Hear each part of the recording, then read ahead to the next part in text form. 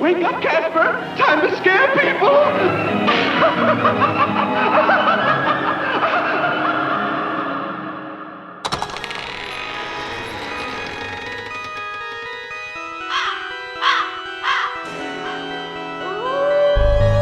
You're listening to That's Pretty Dark, the podcast where we talk about all of the entertainment that scared us as children and still haunts us as adults.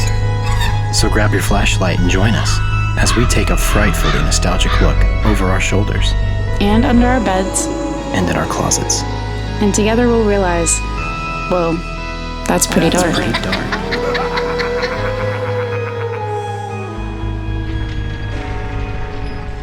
So I had such a blast watching this movie. This was my first Halloween, like October movie night kind of vibe. This is the first one I did this season. It's a good one to start with, honestly. I had such a fun time. And now our listeners get it for their Halloween times. It's just... Yeah, they absolutely do. It's really spreading the joy this Halloween season. The spooky joy. I just forgot how fun it was. Like, watching a lot of this stuff as an adult is so different. It's such a different experience from when you're a kid. It is very different. Like, there was way more language than I expected. Same. A lot of the humor was like, I was like, oh, this might be why I never had this in my house. Like, any of this I saw was on TV or like elsewhere. You know, this was never on my shelf at my childhood home. It makes me think that I just only watched this on 13 Nights of Halloween or whatever. Because who knows what was edited out for TV purposes. Kind of makes me love it more. But I was laughing my head off at that priest, one of the first people who shows up to the really early scenes. Yeah, I know we're not talking about the movie yet. We'll get there. That's next time. That's part 2. But my God, it made me think of Alex Crowe, and I couldn't stop laughing because he's like, they're like, so you have experience? He's like, oh yeah, I got an experience. I've talked to the people who've done it. I've seen videos. It's a no problem. I'm a pro. Piece of cake. It's no problem. Piece of crumb cake. We've just had too many references to priests who claim to know what they're doing, or really any expert, quote unquote, that claims to know what they're doing. And they don't. All these quacks. Quacks, exactly. We know all about that here on That's Pretty Dark. Yeah, That's Pretty Dark, where my name is Kaylin.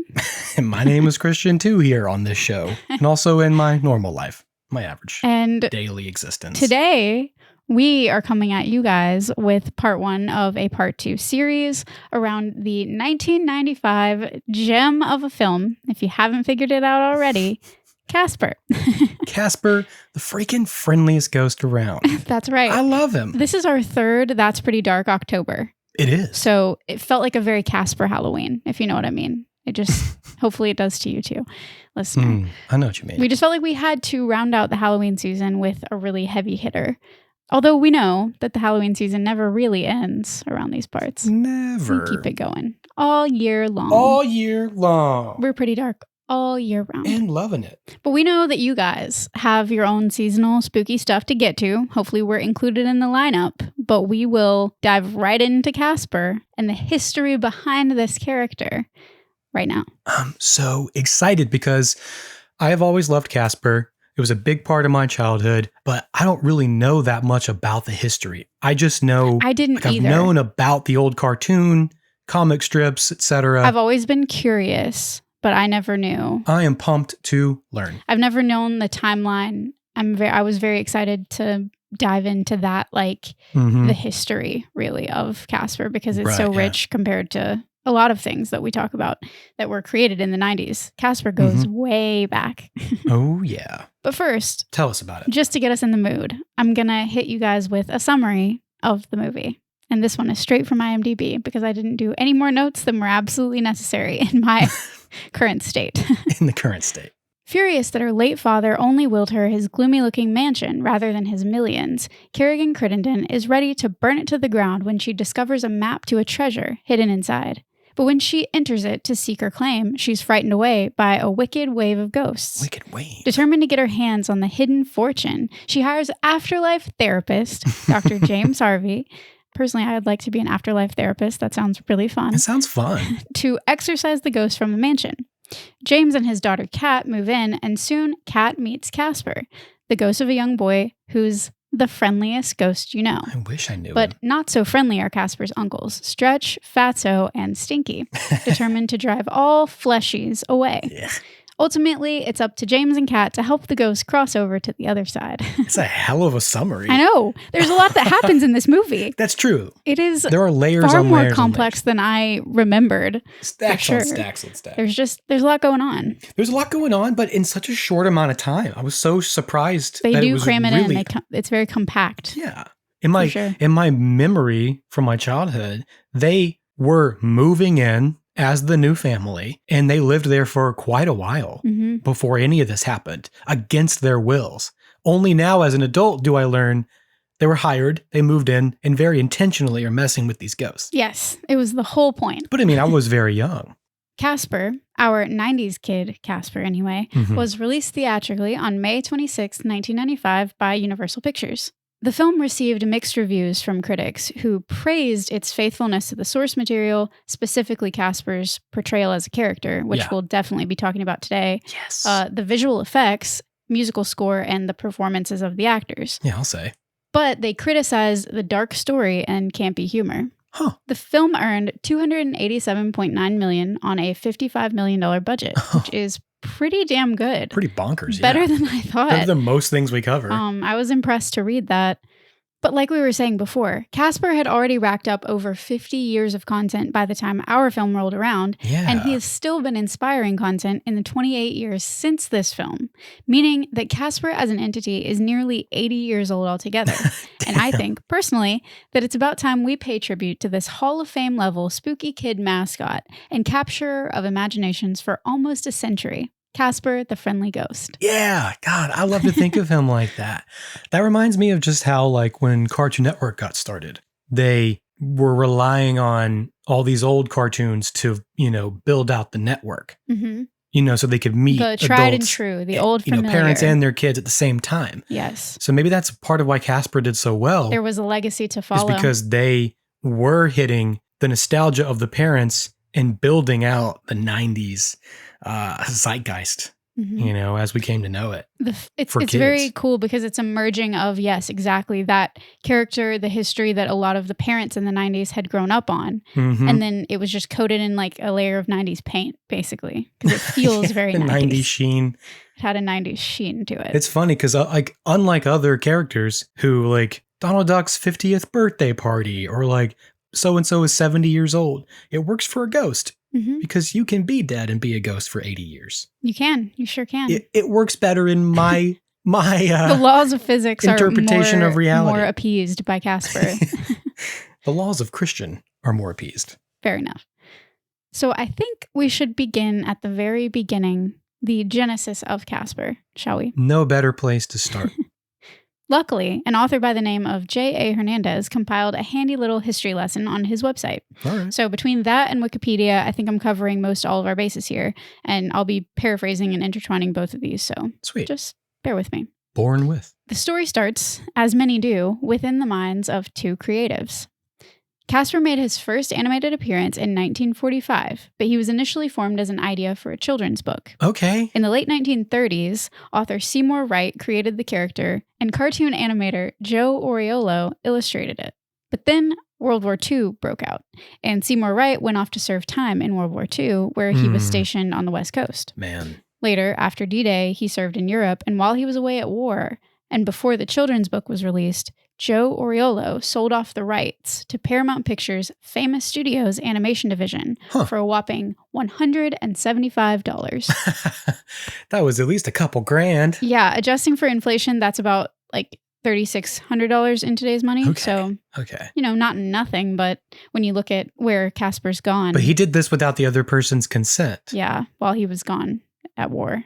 So, kind of crazy. Jeez. And this one-time payment was all that he received. So he missed out on, all of the revenue from the films, comic books, and merchandise. Oh, yeah. After that. All royalties. Can you imagine being Seymour Wright? No. Like away at war, and then that's just gone? And then...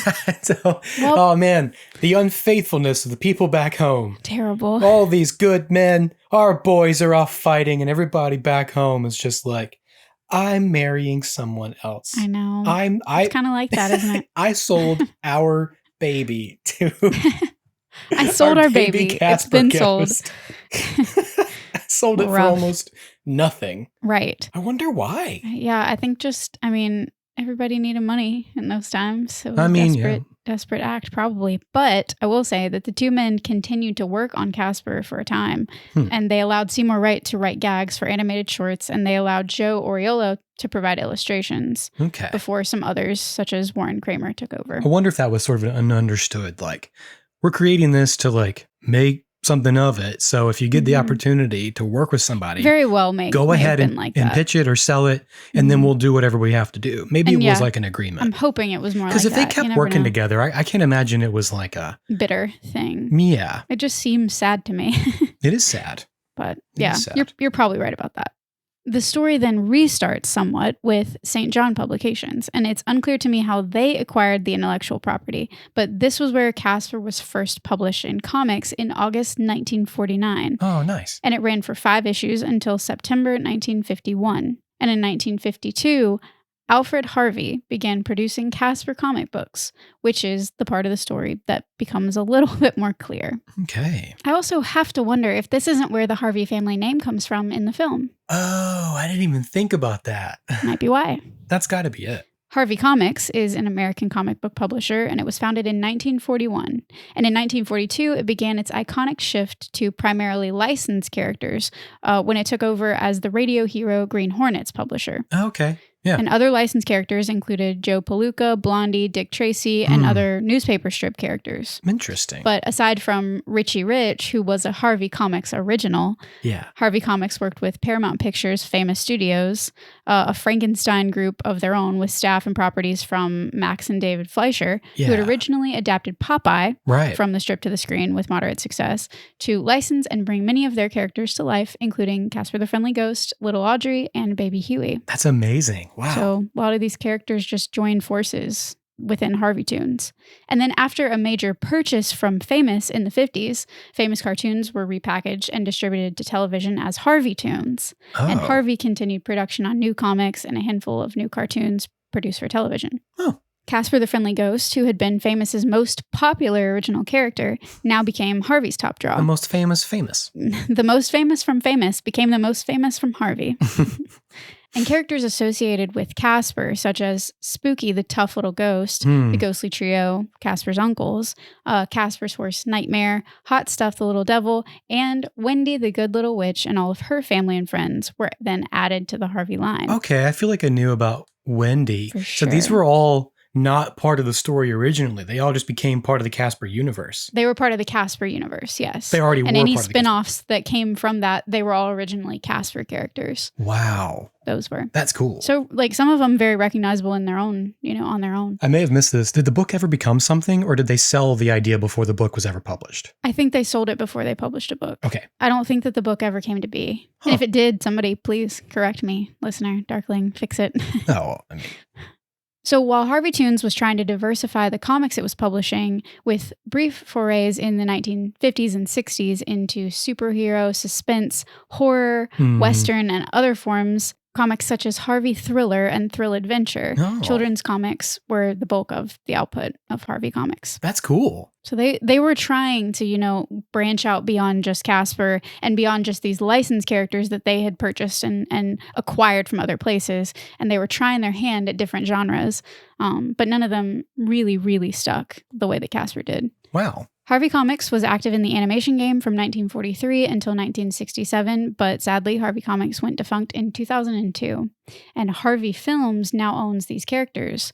And Harvey Films is owned by DreamWorks Classics, which is owned by DreamWorks Animation, which is owned by NBC Universal, which is owned by Comcast. So these are just hungry hippo media conglomerates. No, it's like a Russian nesting doll. Yes, and overall, now I guess that means that NBC Universal is Casper's rightful owner. I don't know if rightful is exactly the word I should use. And it makes sense, too, with their history of horror and monsters and dark storylines. Exactly. The macabre in general. The character of Casper was featured in 55 theatrical cartoons up until 1959, including the original 3 from Harvey Toons.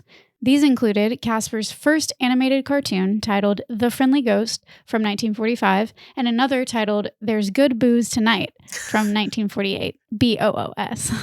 Yes. These provide some insight into the character just after Casper becomes a ghost. Huh? So I thought it might be fun to dive into some of these a little bit deeper. Please. I watched them both, and as you might imagine, listener, they are certified pretty dark. Where'd you watch them? I don't even recall, honestly. I had to dig for them. Maybe one of them was on YouTube. Oh, you just were like Googling for it? Mm-hmm. Because I want to watch these.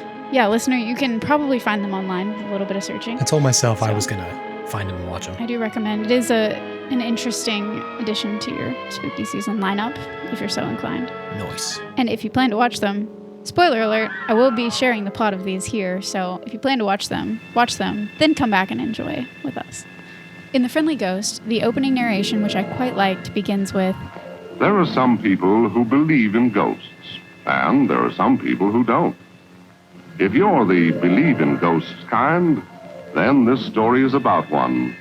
And if you're the don't believe in ghosts kind, well, just for fun, this story is about one anyway. His name was Casper, and he was surely the most unusual ghost there ever was, or wasn't, depending on how you feel about it.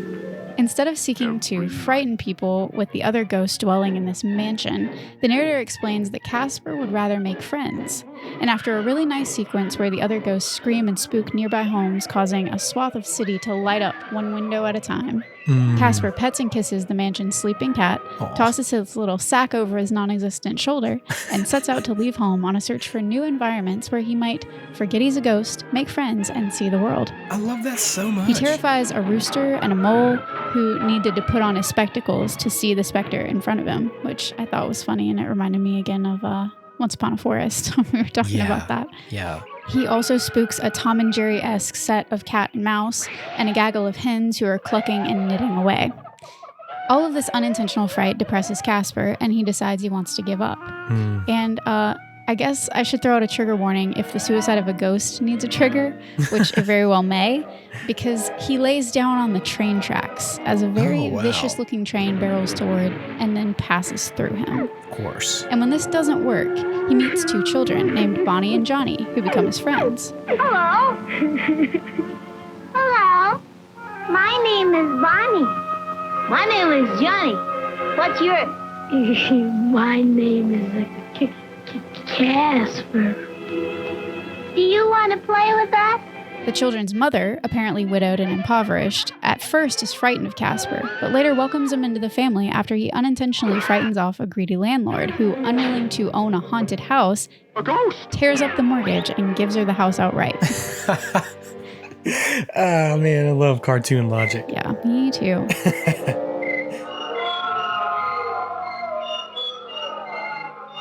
Similarly, in There's Good Booze Tonight, Casper, uninterested in once again emulating warplanes, dive bombing, and booing the townsfolk with his ghost neighbors from the graveyard, laments his loneliness and seeks to find a friend. All of the animals he greets, it was a cow family this time, are terrified of him, and he sits down on a log, sobbing with a chilling undertone of strings until one sweet, gender-ambiguous fox cries their own tears, feeling sorry for Casper, and snuggles up to him. Oh, sweet fox. I know, very, very sweet. Very sweet fox. This one was rough to watch because this can't last. And while they're playing hide and seek, the fox that Casper has affectionately named Ferdy is sought out by bloodhounds, hunted, and ultimately shot. Oh my god. Oh my god. Oh, Birdie. The only friend I ever had in my whole life. And why? as I watched this, of course, it's reminding me of like Fox and the Hound. Of course. The Hungry Hounds, Are You Afraid of the Dark? Mon Petit Rouge. And Mon I really Petit feel like all of these stories were made by grown-ups who grew up empathizing with the hunted animals that they either saw personally or they saw depicted in westerns and things like that. These poor animals. Mm-hmm. Somewhere in the minds of these folks was some type of growing empathy, because then it was worked into pretty much every piece of media that we saw when we were children. I mean, they're older, and hunting used to be a much bigger part of everyone's existence. So Casper buries Ferdy next to his own grave and once again breaks into forceful sobs until Ghost Ferdy rises from the grave and they embrace. I don't know if I want to watch these anymore. It's tough, yeah. It was harder than I thought it would be. That's what she said. And so, Casper and Ferdy lived happily ever after. The third Harvey tune, A Haunting We Will Go, is much the same, though not quite as dark, when yet again Casper eschews the traditional ghost profession in favor of making friends and has a duck hatchling imprint on him. A haunting we will go, a haunting we will go. Ooh, ooh, ooh. A haunting we will go. The court character is still sad, misunderstood, and seemingly abandoned in many moments, but friendly. And with these serving as some of the earliest blueprints for the on-screen character, it's really no wonder he landed on our show. Yeah, not surprised at all. I feel like that last one sounds really familiar with the duckling and going a haunting. It was the most recent. Not that any of them were recent. They were all in the 40s and 50s, but it may have been hanging around for a while. That opening narration of the first one makes me feel like that would have come from some of the original writing, like maybe from the book or maybe from like a comic or something. The tone that they had hoped to create. It sounds like an introduction to the universe that they just would have repurposed. It does, you're right. Later. Harvey began broadcasting the post-September 1950 theatrical Famous shorts on a TV show sponsored by Mattel Toys titled Maddie's Fun Day Funnies on ABC in 1959. Wow. All in all, Casper has starred in 5 television shows, which are Maddie's Fun Day Funnies, 1959 to 1961, The New Casper Cartoon Show, 1963 to 1970, Casper and the Angels, 1979 to 1980 for Hanna-Barbera, Wow. The Harvey Toons show, known in the UK as Casper and Friends, 1990 to 94, and The Spooktacular New Adventures of Casper from 1996 to 1998, which was based most closely on the 1995 film, with several actors reprising their roles, and Dan Castellaneta, Hey Arnold's grandpa, playing Dr. Harvey. Wow. I feel like I saw some of those. Where did those air? The Spooktacular New Adventures of Casper aired on Fox Kids. No, okay. That's where I would have seen 96 to 98. And then they did put it out on VHS too. Gotcha. And last but not least, the last Casper cartoon was Casper's Scare School from 2009 to 2012. Okay. As a film franchise, there also exists a total of 5 Casper films, with one, our subject today, releasing theatrically, and the rest being released either on television or straight to video. I know of one other. Casper Meets Wendy? Yeah. Yes. And that's my favorite of them. For sure. Hilary Duff. And I'm about to tell you all about those and the confusing nature, because they were supposed to be prequels, but they still didn't follow the plot of the 1995 film, and it just got really messy. No, it was supposed to be the same universe? Yes. Okay.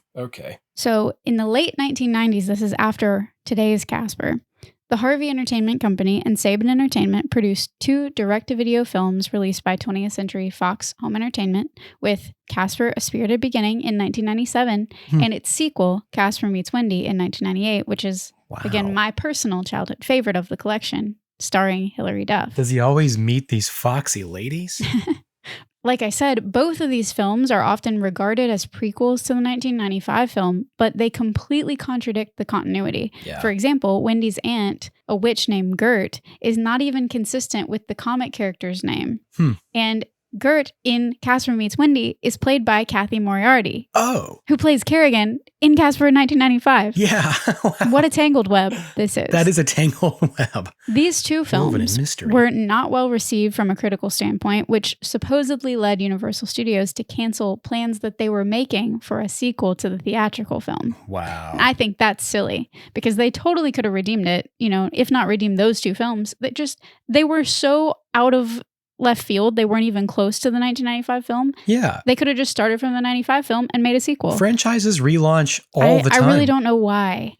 I don't know why they didn't just go with it, but I guess it was just so poorly received that they were afraid that the sequel would get the same treatment and people wouldn't give it a chance. I guess they'll just have to do it now with a grown-up Christina Ricci. And it also makes me wonder what might have happened if, like so many other Casper ventures, Harvey Entertainment had let the 97 and 98 films exist in their own little universe and hadn't called them prequels at all. Right. If they had just not tried to associate it with the 95 film, then we would all have been better off, I think. They're just trying to force it. And they wanted to capture that audience, I'm sure, but It ended up costing them the audience. You see what happens when you seek after money, people? When you seek after success and You just fame. need to do it right. Honor the plot, honor the characters. You gotta stay true. And you will have more success. You know what? Stay true to the IP and stay true to yourselves. That's what I It's think. the only way you're going to succeed.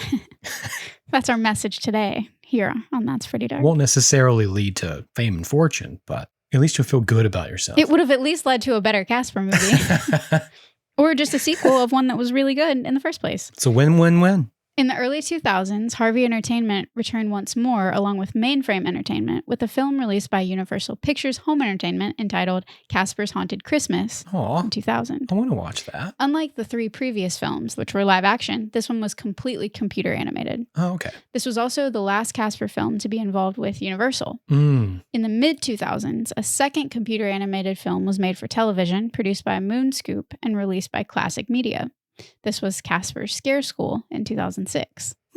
And this film eventually had its own spin-off series with the same name that aired on Cartoon Network, released in 2009. That's where that animated series originated. Gotcha. Okay. Of course, we also know that Casper inspired collections of merchandise as well as fondly remembered computer games and console video games for the SNES, the Sega Saturn, PlayStation, Game Boy, and Game Boy Color. Man, oh man, I never had any of these. I had the Casper game for Game Boy Color. And what was it? Because I never had them. I don't remember the whole plot or what it was called, but I 100% played it on my Game Boy Color. Did you just float around as Casper? Yeah. Like, how did I think you played as Casper. Oh my God, that sounds so cool. I think you did. Correct me if I'm wrong, listener. Everybody, let us know your memories with these video games because they were so popular. Like the games were almost more popular. I would say the games were definitely more popular than the prequels. They need to make new games for all this stuff I know. so I can play them now. Numerous Casper cartoons were also released on home video by Universal Studios, who, as of today, after several more downline acquisitions, like we said, manage all of the rights to the character and other related characters. Wow. This IP splintered off in so many different directions from the original Famous Studios deal, but as we've said, it's Universal's connection to Casper that carries us into the next phase of our conversation. Finally, the production of the 1995 live-action film. Hell yeah. Maybe you can tell me this. I had one piece of Casper merchandise as a kid because I remember the Ghostly Trio being a huge part of my childhood. Like Stretch, me too. Fatso, and Stinky. Me too. But I don't know what I owned that was themed after those characters. There was a ton of merchandise that came out around that time, but I don't know. I never had any. I wanted to because I loved Casper Meets Wendy and I knew those characters. Yeah. I knew those characters more from Casper Meets Wendy than from Casper, honestly, because I liked Hilary Duff. So that's the one we had. Looking back, I feel like I did too because that was on TV a lot, especially during October times. It really was. This Casper was too. I definitely saw Casper Meets Wendy on TV more. Yeah. I thought it was really unfair that Hilary Duff got to dance with Casper in a gazebo. And I wanted to dance with Casper in a gazebo. What year did that come out? 98. I think those were some of my earliest romantic feelings. Me were too. For Hilary Duff in that movie. Me too. Oh my gosh. But you for Casper though. Yes. Yes. And you for Hilary. I mean, it would have been fine if it was Hilary Duff, but like, I think I was like, I mean, I love Hilary Duff. Don't get me wrong. because I would have been 7. Either is fine, but 7 or 8 when I Exactly. saw that. Same. And I was like feeling things. I 100% remember that being some of my most, and we're going to talk about that with the 1995 one as well. This was a lot of people's first romantic feeling. Yeah. Yeah. Seeing him turn into that guy. I know he's famous. Well, for this, really, we'll get we're to going to that. get there. We're definitely going to get there. Next time. But yeah, that's so funny that me and you both loved the romance of Casper Meets Wendy. Because I've wanted to bring that movie up to you before, but I've been like, that was just such a silly, like, I even when I watched it, I knew it was a sequel. Yeah. I knew it wasn't like, and it wasn't even a sequel, but I mean, I knew it was like a spin-off of the more popular movie. Yeah. So I always knew in my head it was kind of like off-brand, you know? Like I never felt like it I don't fit. think I ever really thought about it like that. I just accepted it for what it was. I knew it And was I liked not her. what they had intended, but I also knew that Hilary Duff had entered my life and she was there to stay.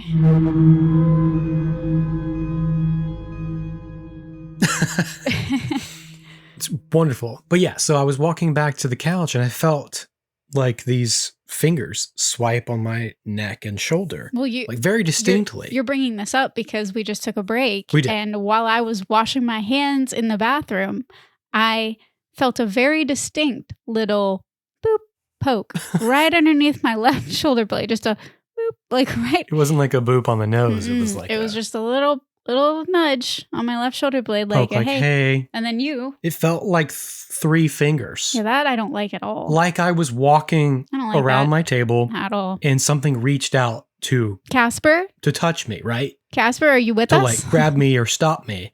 And all it could do was ghostly just like brush me. And I like stopped and turned around, but like the point was you don't react the way you think you will. No, not at all. It's not like Scooby-Doo. You don't run and scream and like hide. You're just like... You just turn around, there's nothing there. And you just... It's because we can't make sense of it. It just doesn't make any sense. So our first instinct is not fear, but just confusion. It's like you hear like a knock or a creak and you're like, oh my God, it's a ghost. Oh no. But then something overt happens and you're like, couldn't be. Yeah. Certainly there's an explanation. You look for the reason. And you're like, but this is the most... I've never been like groped by a ghost before. It's the first time. Casper?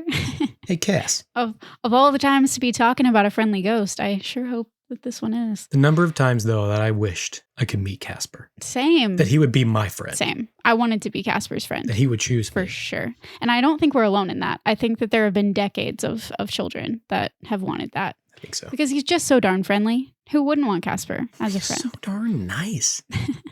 That's some pretty good post-break chatter, because this is this film, just the idea of moving in and purposefully seeking out ghosts is really fun in this context. Less fun in others, such as something like, I don't know, Paranormal Activity or No, wow. Poltergeist. But Casper, it's a good time. And if anybody out there has a story about moving into a new place, you know, being real Stephen King about it, you move into a new home and it's haunted or something crazy happens, we want to hear about it. Yeah, we've thought about even sharing, some listener stories and we like to combine the nostalgia and everything like that too. So we would definitely do a listener stories episode. I think that would be really fun. We'd love to let you guys do the work for a change. Hey, be my guest. Be our guest. So are we ready to discuss the production of Casper? Please. As a film. Tell me all about it.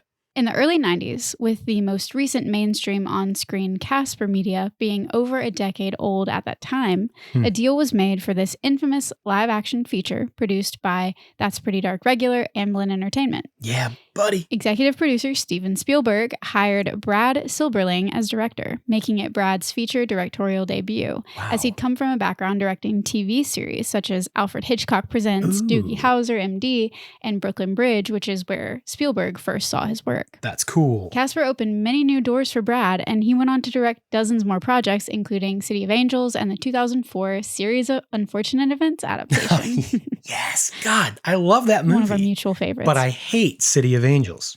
Hate that movie with a burning passion. The duality of Brad Silberling. But Spielberg is known for that, for giving people like their first film. Giving people their breaks. Yeah, their opportunity. And speaking of giving people their big breaks, in their first meeting, Spielberg told Brad Silberling, I was you once. I was in that situation and I needed somebody to have the trust and faith that I could make the leap to start making movies. I saw the show that you did, which was an episode of Brooklyn Bridge, and I could see you were making a movie, but you only had a half hour to make it. And I'd love to help you make a longer one. What a dream. Spielberg wanted to tap Brad as director for an English remake of a French comedy at Warner Brothers, but the project ultimately fell through. Right before Thanksgiving of 1993, Brad was in Hawaii prepping to shoot a new television show, the short-lived The Birds of Paradise, when he got another call from Spielberg. Steven Spielberg led with, okay, this one's really going to happen, and it's going to go pretty fast. When Steven told him that it was Casper, Brad said, wait, Casper as in the ghost Casper? And Steven said, yep, it's going to be awesome. It's live action. We finally just cracked the code with Jurassic Park 2 years ago, so the ghosts will be CG. Oh, wow. Brad said, I thought he was out of his mind, and responded, you know what I do? I dated an animator at UCLA, but I don't do animation. But Steven was fantastic and said, no, what you do and what's in your heart is what this movie needs. I didn't know anything about the CG stuff until we were making Jurassic Park. You'll be fine. So he wanted a live action director. We've learned that there is often a distinction between directors who do live action and directors who do animation. Like even movies like Pagemaster, where there was both. Yes. Sometimes there's a director just for the animation and just for the live action. His like initial gut reaction was, I don't do animation. What do you mean? Yep, What I is don't want this? to do CG. What is the CG Why thing? are you tapping me for this? Right. Basically. And it's like, no, it's still live action. It's a whole different thing. You know. And now it's just understood. But Steven had the vision. He had the vision. He saw what Brad could do, and he wanted Brad to bring his talent to this film. That's fun. Exciting for me, the film's screenplay was co-written by 2 women. Oh. First, Sherry Lynn Stoner, who has worked extensively in animation and was a member of the famed Groundlings comedy troupe that we've talked about before. That's cool. She also served as the animation reference model for Ariel in The Little Mermaid and for Belle in Beauty and the Beast. No way! The same person. Mm-hmm. Ariel, the character, frequently bites her lower lip, and this was supposedly a mannerism of Stoner's that was adapted by the animators. Damn. She was a writer and producer for such 1990s animated shows as Tiny Toon Adventures and Animaniacs. Wow. She was also on the writing staff of the spectacular New Adventures of Casper. That's cool. And we spoke very recently about her co-writer, Okay. who was none other than Deanna Oliver, the voice of Toaster in The Wow. Brave Little Toaster. More crossovers. And I can't remember if I let you all in on the crossover at the time, so you should just let me have this. They also gave a posthumous writing credit to Casper's original illustrator, Joseph Oriolo. Oh, wow. All right. In an interview, J.J. Abrams revealed that he himself did an uncredited rewrite at one point, too. And in the Sci-Fi interview, Brad said that he had J.J. locked in his trailer the first 2 weeks of shooting, just running in and giving me pages and going through them. So Wow. apparently J.J. Abrams was rewriting some of this on the fly. And as we were saying, there's a big difference between live action and animation and the talent that goes into each of them. But Yeah. Steven Spielberg for this film persisted, and he knew what he wanted, and it was pretty unique. Because according to Steven Spielberg, Sherry Stoner and Deanna Oliver had no background in writing feature films, let alone live action. So they originally approached the movie as if it was an animated film. Okay. And when they presented the script to Spielberg, they asked, "Is it like animation?" And he said, "It can be. As a matter of fact, I wish more films were like animation."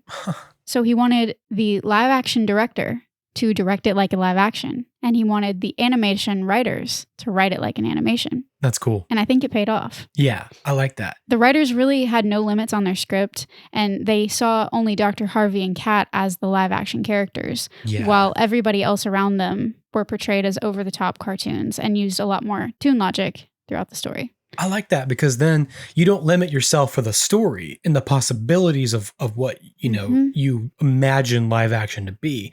So you only have these 2 main characters grounded in reality, and everything else is surreality. And I think that gives you a good like baseline, you know, I like that. That's fun. you know where you need to get to, and you know where you're going when you're, you know, going into writing the script. Yeah.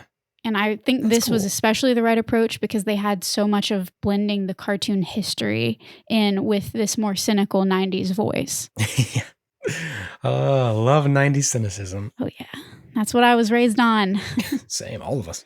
Principal photography for Casper began on January 27th, 1994, and ended on June 8th, 1994. Wow. Although some of the location footage was filmed in Camden, Maine, Whipstaff Manor was largely a studio set. Sure. And when Yeah. it comes to the style of the mansion, according to an article by Dhruv Sharma on the Cinemaphile, there is supposedly an actual Whipstaff Manor in the seafront of eastern Canada. No way. So somewhere out there was a mansion that inspired this mansion. That's crazy. I wonder if it looks all Turkish. Yeah, maybe. Like this one does, Mhm. with like the spiral towers and such. It does. It definitely does. What is that bit? What's that really famous, colorful, like Russian, like cathedral? It's all colorful and spiral I feel and like stuff. I can see in my head a textbook It's photo, but I don't know what it's called. Saint Basil's Cathedral. It's in Moscow. Oh. I just looked it up. Okay, well, there we It's go. all colorful, but that's what this house looks like if the colors were all muted Mhm. and sad. Oh, yeah. Okay, I know what you're saying. See what I mean? Yeah, I do. Yeah. You're going to have to,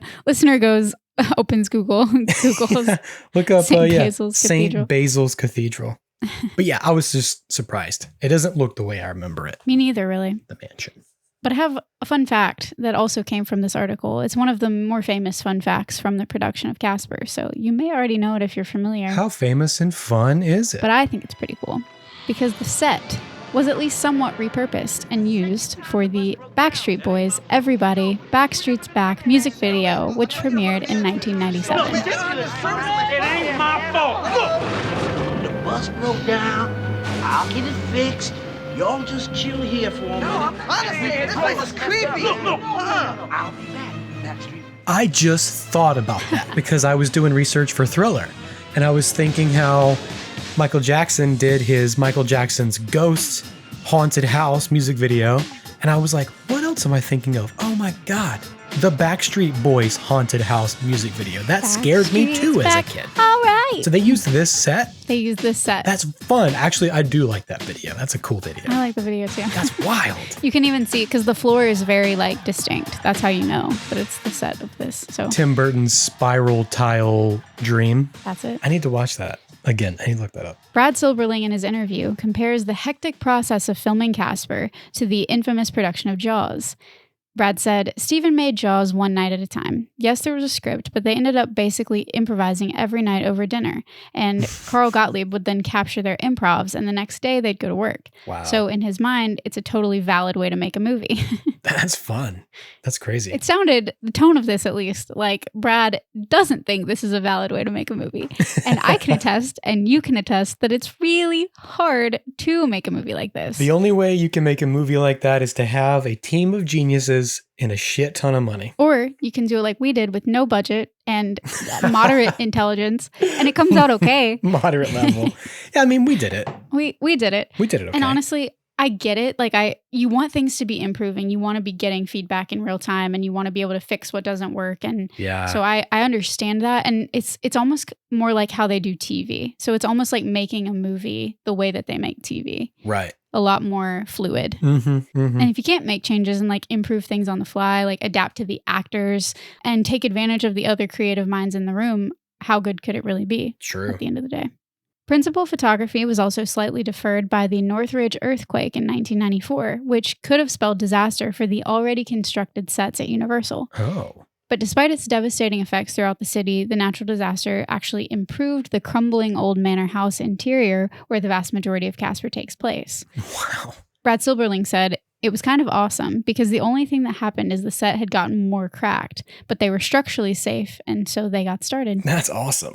I don't know how you determined that it's structurally sound. I'm sure they had to have it inspected somehow to have all the actors and equipment on set because, of course, they had not just the actors, but all the equipment for the CG stuff. But I'm getting to that really soon. Sweet. Other important crew include the director of photography, Dean Cundy, who had plenty of experience shooting visual effects heavy titles like Who Framed Roger Rabbit and Jurassic Park. Oh, wow. And editor Michael Kahn, who's cut together every Spielberg movie since Close Encounters of the Third Kind. Which was partially filmed near where we live. Sure was. That's cool. Yeah. Those are the people you really want to know what they're doing. You can direct something and not really know how animation works or CG. But you want those people to really have it all figured out. You really do. And I want those people to do it because I can't do math. I can't, I don't have great spatial awareness. So all of that sounds like magic to me. Yeah.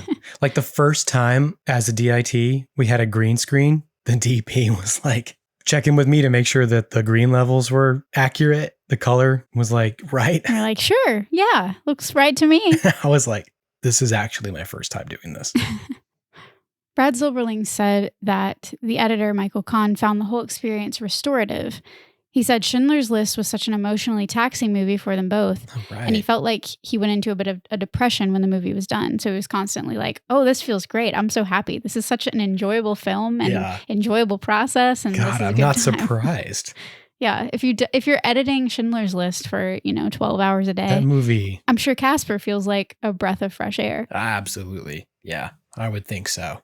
Continuing to quote from the Sci-Fi article, the ghostly digital effects were overseen by ILM's Scott Farrar, on-set supervisor, and Dennis Mirren, whom Brad Silberling described as the godfather of the movie from ILM's perspective. All right. So he had it figured out. He was one of those people that had it figured out. Love that.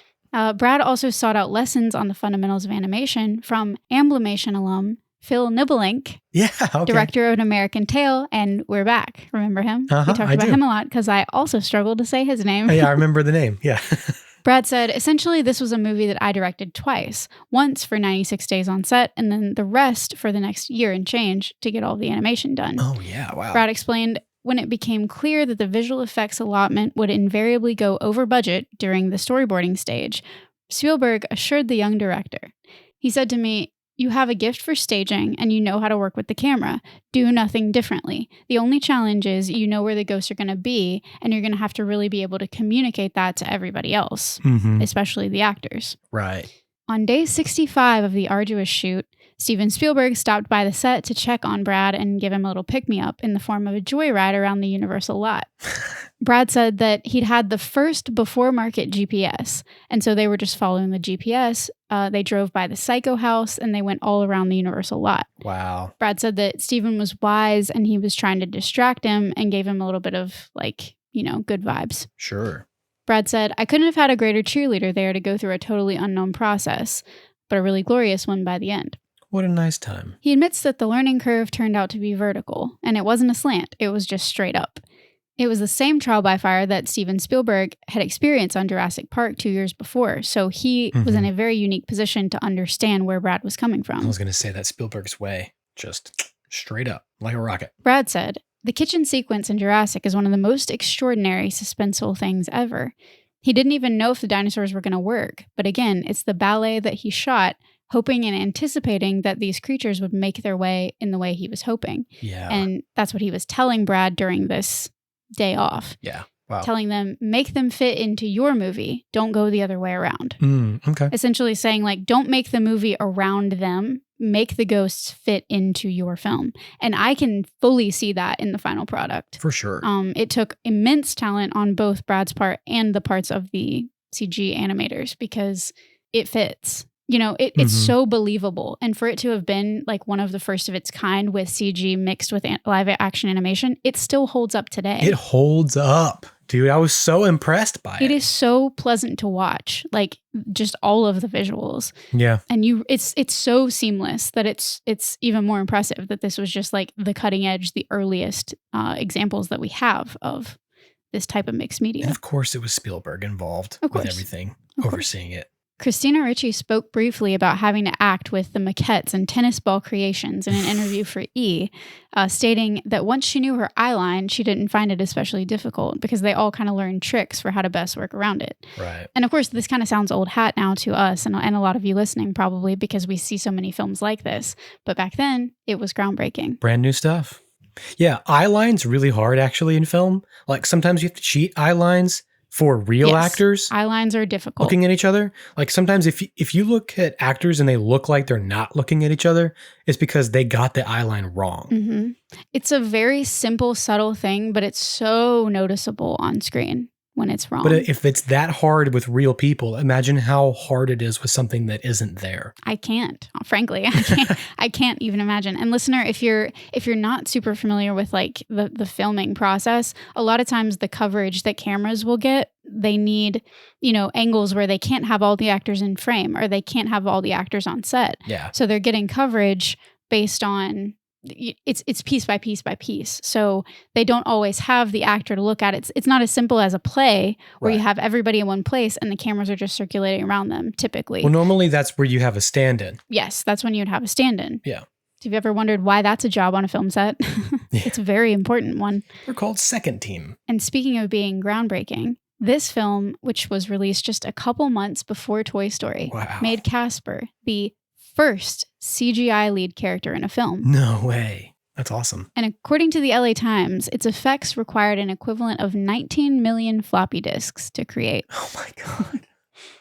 Despite Jurassic Park having 63 shots of CGI effects under 6 minutes long, Casper has over 350 shots with the computer animated shots on screen for about 40 minutes of the movie. That's insane. Including the ghosts, the objects, and the wide shots of Whipstaff Manor. That's awesome. So when you compare the two, it's more than Jurassic Park. That's they insane. definitely figured it out with Jurassic Park. It's very impressive, and that also still holds up. It really does. It was a whole different challenge they were taking on to have 40 minutes of this type of animation. Good Lord. And CGI blending. Man. One of the most difficult scenes to accomplish with all of these considerations was the scene in which Casper lifts a dress out of a trunk and drops it over Christina Ricci's head. Right. Okay. That was one of the most difficult things to accomplish. I could see that. On their end. Because it also involves something CG going to a real person. Yes. Yeah, it's like a transitional shot. It's a transition shot that I cannot even begin to understand the math to make work.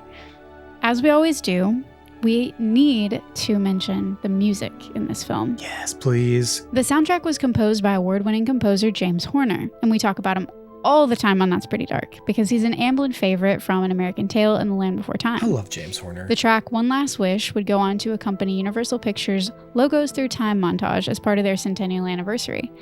And the track Descent into Lazarus was used in a trailer for The Grinch, another film by Universal Pictures that has music made by James Horner. Wow. So they were even repurposing some of these scores and themes because they were so good. I don't usually notice the music in these things, but I especially appreciated this score. It's great. Beautiful. I always notice the music though. It's beautiful. The soundtrack was originally released on April 29th, 1995, almost 5 weeks before the film, but was remastered and reissued as a commemorative 25th anniversary edition on August 4th, 2020. And I'm going to leave most of the casting details and fun facts about the cast for when we're discussing the plot and all of the deep darkness in part 2. Yeah. But I'll leave you all with a few more interesting notes on the legacy of Casper. In a 1995 interview, Kathy Moriarty, who played Kerrigan Crittenden, revealed that she was the only cast member who was a fan of the original Casper cartoons. She said that she still had videotapes of some of the shows. She said, "Some of them were too precious. I didn't like Wendy the Good Witch, but I liked Casper. He was very sweet and very pleasant. But our movie is much more 90s and hip." And that's definitely a way of saying it. Hip. On that note, though, Russell Harvey, heir to the Harvey Comics legacy, thoroughly hated this film and how it forced child-unfriendly humor and an overly dark, completely pointless backstory into something so beloved for its innocence. Yeah. He also expressed disappointments in Steven Spielberg, whom he felt wasted the perfect opportunity for a legitimately heartfelt adaptation.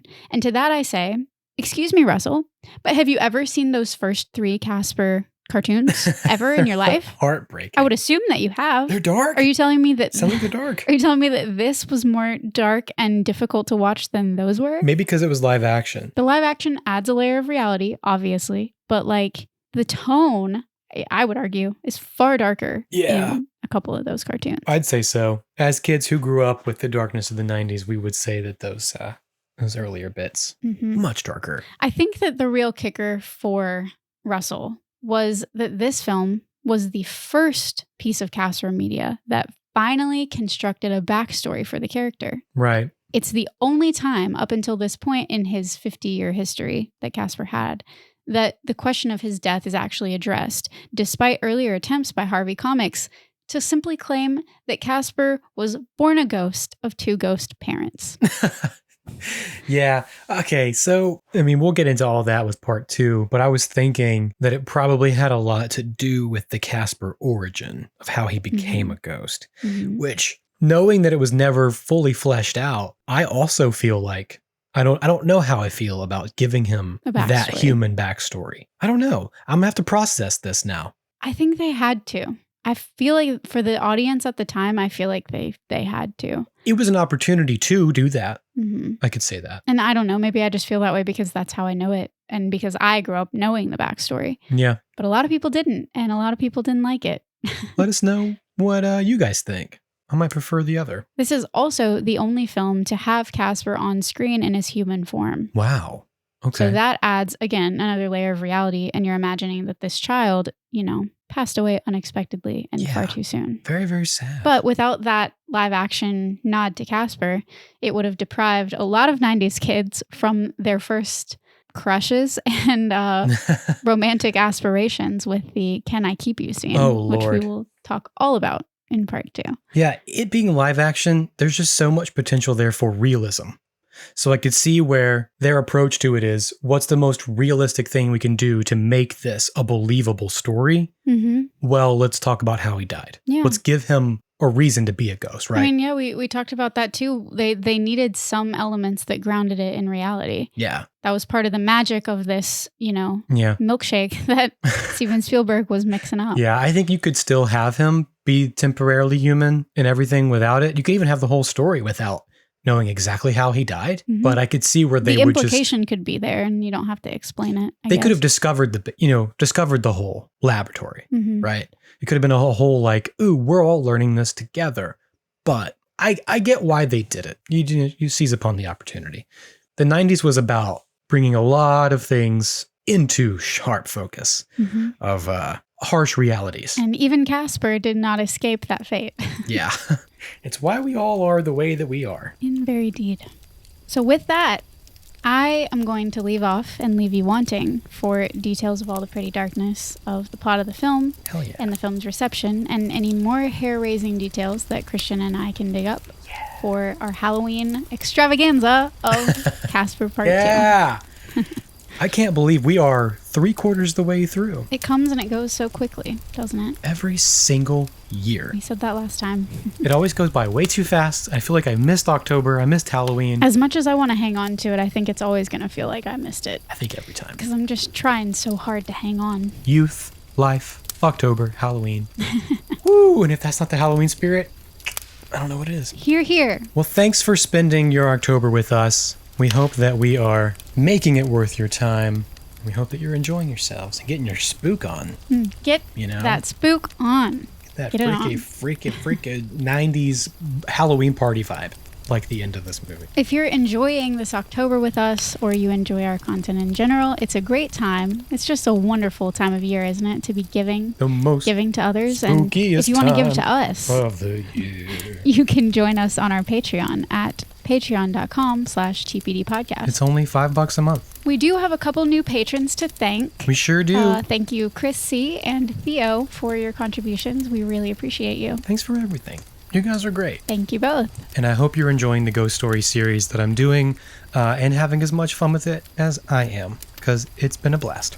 You can follow us on our socials at That's Pretty Dark on TikTok, at That's Pretty Dark Podcast on Instagram. Come and share your spooky vibes. We all could use some more spooky vibes in our lives. We need it so much. And as always, we're grateful that you're listening, and we're so honored to be spending this, in our opinion, best time of the year with you all up in your ears. And we know that we're almost done with our spooktacular October, but don't forget that we have 2 other Octobers of content to also enjoy and listen to. That's true. If you're new to the podcast, that's a very good point. If you're looking for spooky season listening, Last year we did our history of Halloween. we have a whole history of Halloween that Christian did a deep dive on all of the traditions and really fun games and stories that are behind all of the Halloween things that we think of when we think of Halloween. That's right. Today and did in the 90s. Of course, we got Hocus Pocus, and we did Disney's The Tower of Terror, and Rocket Powers the night before, Mischief Night. So all kinds of fun stuff. Plenty to enjoy. Yep. Dig back in the catalog if you're looking for some more spooky season goodness. Or even, I love to re-listen to stuff and rewatch things. So maybe that's your vibe too.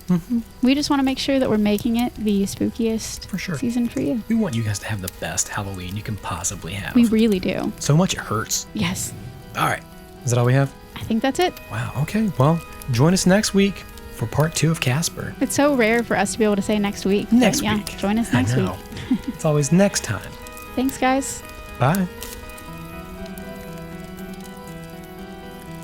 Thanks for listening to That's Pretty Dark, written and produced by Christian Baxter Mott and Kaylin Andrews. Our music is composed by Jonathan Simmons, and our art is provided by Paige Garland at Power Girl Illustration. Join the collective nostalgia and follow us on Facebook and Instagram at That's Pretty Dark Podcast. Share your experiences and let us know what shows, films, or villains still haunt you from childhood at that'sprettydarkpodcast@gmail.com. Remember, you're never really alone. So, until next time, sweet dreams, everyone. So, if you're the believe in ghost stories kind, this is what happened. And if you're the don't believe in ghost stories kind, well, this is what happened anyway.